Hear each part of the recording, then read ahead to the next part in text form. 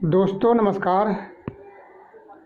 कल द्वितीय चरण का मतदान शुरू हो रहा है। इससे पहले कि हम आगे बात करें, पहले हम ये बात कर लेते हैं कि आखिर हमारे जो चुनाव हो रहा है उसमें क्या जनता के जो वास्तविक मुद्दे हैं वो किसी भी पार्टी ने सामने लाया है। दोनों के दोनों पार्टियां, चाहे वो कांग्रेस हो चाहे भाजपा हो, इनके पास आम जनता से संबंधित कोई भी मुद्दा नहीं है। इसी का रिजल्ट आपको सामने है कि मतदान में लोगों की बिल्कुल रुचि नहीं है। भाजपा सरकार ने जो राम मंदिर का शिलान्यास समय से पहले किया था, ये सोच करके कि राम मंदिर के मुद्दा बना करके हम पूरे देश में जनता को वोट हासिल कर लेंगे, लेकिन वो हवा कहीं भी नहीं दिखा। हवा बिल्कुल साफ निकलता हुआ दिखाई दे रहा है। इसका उदाहरण आपको देखिए, बिहार में जो अभी चुनाव हुआ है, जहां 60-65% 70% वोट होता था, वहां मात्र 49% के आसपास वोट हुआ है। आप इसी से अनुमान लगा लीजिए कि जनता को इस चुनाव में कितनी रुचि है। जनता को इस चुनाव में रुचि क्यों नहीं है कि जो वास्तव में देश के जो समस्या हैं, जिस पर गहराई से हर पार्टियों को विचार करने की ज़रूरत है, जो आम जनता के हित से जुड़े हुए हैं, उसके ऊपर कोई चर्चा नहीं, कोई बातचीत नहीं। सिर्फ बातचीत किस पर हो रहा है? मुद्दा क्या है? धर्म के ऊपर और राजनीति के ऊपर। इसके अलावा हम ये भी चर्चा करेंगे कि यदि भाजपा की सरकार जिस तरह से वोटरों की रुचि है, उसके देखते हुए तो साफ लगता है कि भाजपा ये एनडीए 250 सीट के आसपास सिमट जाएगा। तो ऐसे स्थिति में नीतीश कुमार का क्या स्टैंड होगा, इस पे भी हम चर्चा कर रहे हैं। इसके अलावा आपको मोदी जी ने पिछले 10 साल में जो भी उनका कार्यकाल है, इसका भी हम विवरण कर रहे हैं। इसको थोड़ा ध्यान से लास्ट तक देखिए।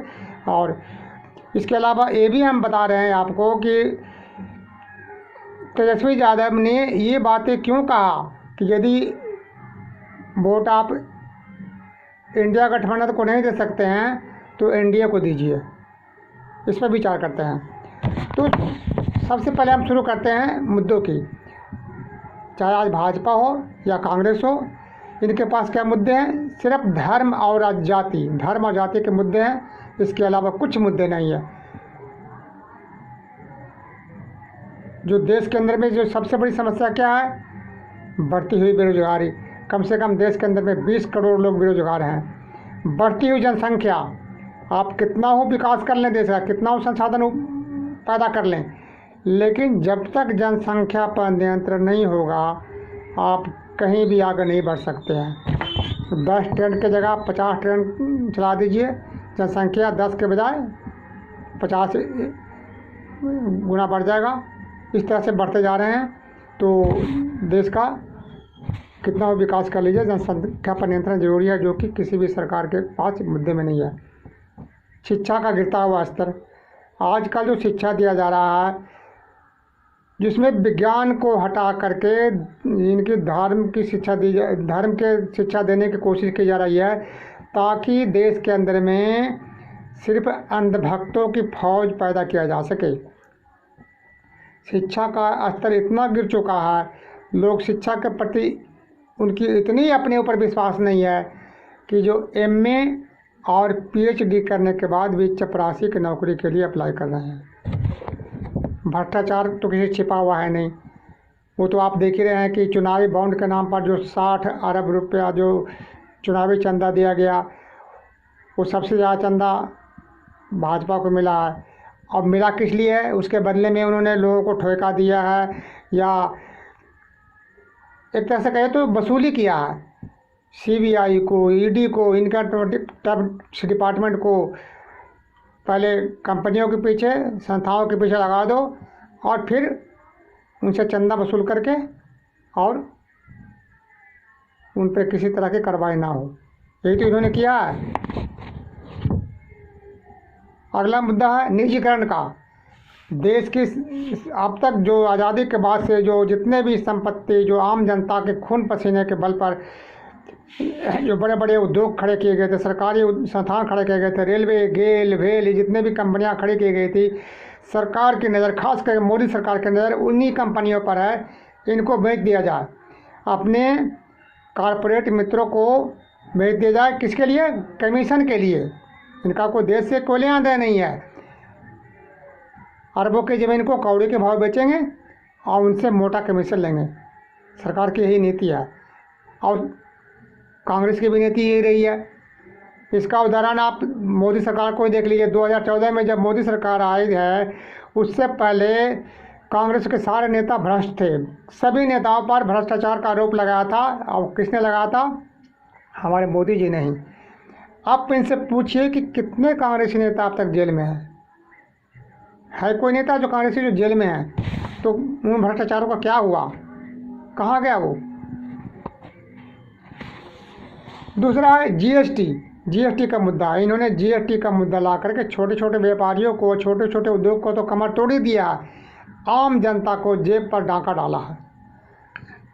काला धन, इन्होंने बोला था कि हम चुनाव में जीतेंगे तो काला धन को वापस लाएंगे। काला धन का कोई नाम ही नहीं है, कहीं कोई काला धन का नाम है? उल्टे काला धन की मात्रा बढ़ती जा रही है। उनके नाम तक उजागर करने के लिए मोदी सरकार तैयार नहीं है, जबकि बोला था कि हम काला धन लाएंगे स्विट्जरलैंड से और सभी लोगों के खाते में 15-15 लाख रुपए आएंगे। नोटबंदी, उन्होंने नोटबंदी किया, उससे किसको फ़ायदा हुआ? इनके पूंजीपति मित्रों को ही फ़ायदा हुआ। ये पहले ही इन्होंने इन सबको लीक हो गया था कि भाजपा के सभी कार्यकर्ता, जो बड़े बड़े फंड मैनेजर हैं, इनको पहले ही पता था नोटबंदी होने वाला है। इन्होंने पहले ही बड़ी मात्रा में अपने पैसों को इन्वेस्ट कर दिया था, ज़मीनों में और अन्य चीज़ों में इन्वेस्ट कर दिया था, जो कि उनके पास ही रह गया।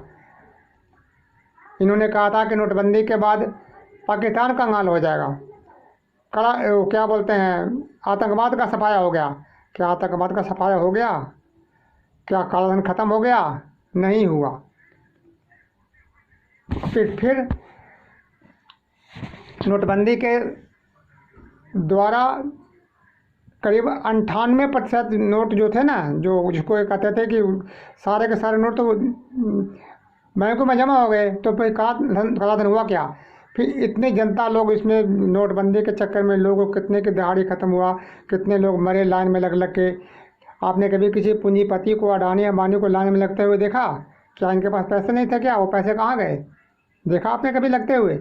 इनके पैसे तो बैंक वाले खुद उनके तक पास पहुँचाते थे और आम जनता, गरीब लोग लाइन में लग करके अपने पैसे को, जो 2500 रुपये थे, उसको बदल रहे थे। अब इस 10 साल में क्या हुआ, इस पर भी थोड़ा गौर कर लीजिए। हमारे देश के अंदर में मुकेश अंबानी के पास 2018 में 2,47,000 करोड़ रुपये था, जो 2023 में बढ़कर के 6,70,000 करोड़ रुपये हो गए। गौतम अडानी, जिसके पास 1,70,230 करोड़ रुपये था, 5 साल में 6,54,000 करोड़ रुपये हो गए। अब बताइए इनके पास इतने पैसा कैसे? क्या इनके पास नोट छापने की मशीन है? आखिर इतने पैसे कैसे बढ़े इनको? मैं बताता हूँ कैसे बढ़े। सरकार के जितने भी संसाधन हैं, जो सरकारी प्रतिष्ठानों हैं, रेल, सेल, इन जो इंफ्रास्ट्रक्चर, इनमें जो से कि इनको जो से कौड़ी के भाव इनको बेचा गया और इस तरह से बेच करके देश के संसाधनों को लुटवाया गया।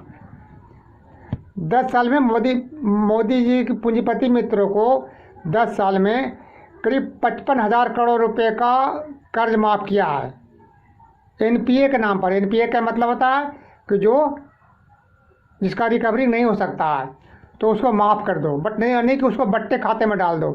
तो 55,000 करोड़ रुपए का इन्होंने अपने पूंजीपति मित्रों को लोन माफ़ किया है। इनसे ये पूछो कि 10, 20, 50 हज़ार रुपये लोन लेने वाले किसानों का भी लोन माफ़ किया है क्या? नहीं किया है ना। फिर आप सोचिए कि इसमें किसका विकास हुआ है? आम जनता का विकास हुआ है कि इनके पूंजीपति मित्रों का विकास हुआ है, अडानी अंबानी का विकास हुआ है, किसका विकास हुआ है? आप खुद ही अनुमान लगाइए। इतना नहीं, 2022-23 में इन्होंने 2 लाख करोड़ रुपया का कर्जा माफ़ किया है। सिर्फ 2022-23 के अंदर में ही 2 लाख करोड़ रुपये का माफ़ किया है कर्जा। बताइए, उसके बाद भी आपको ये लगता है कि मोदी सरकार की सत्ता में रहते हुए अच्छे दिन आएंगे? तो मैं समझता हूँ कि इस पर दोबारा विचार करने की ज़रूरत है, इस पर विचार करें। अब बात मैं करता हूँ तेजस्वी यादव की। तेजस्वी यादव ने पूर्णिया में प्रचार के दौरान उन्होंने ये कहा कि यदि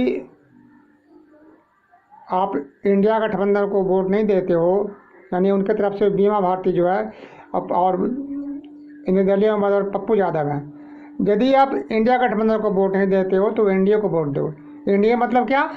जनता दल यू, क्योंकि वहाँ पर भाजपा के उम्मीदवार नहीं हैं। जनता दल यू के नीतीश कुमार के उम्मीदवार हैं संतोष कुशवाहा।